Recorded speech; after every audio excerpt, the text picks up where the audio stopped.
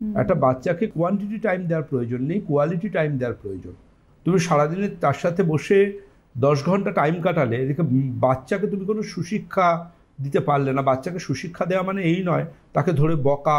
বিশেষ করে দেখবেন কিছু সকল শিক্ষিত মায়েরা থাকেন, বাচ্চাকে খুব চিৎকার করে শাসন করেন। এতে যে বাচ্চার মনন শক্তি, চিন্তন শক্তির কি অপূরণীয় ক্ষতি হয়। দেখবেন সেই বাচ্চাটাও কিছুদিন পর থেকে চিৎকার করে রিপ্লাই করা শুরু করেছে।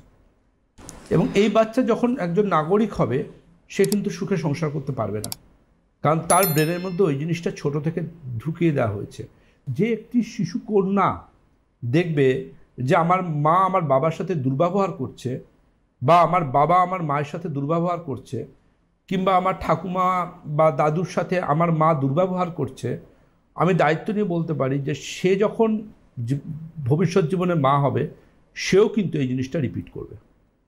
কারণ আমি প্রচুর ক্ষেত্রে দেখেছি একদম অত্যাচারী নির্মম মায়েদের মেয়েরা কিন্তু সুন্দরভাবে সংসার করতে পারে না।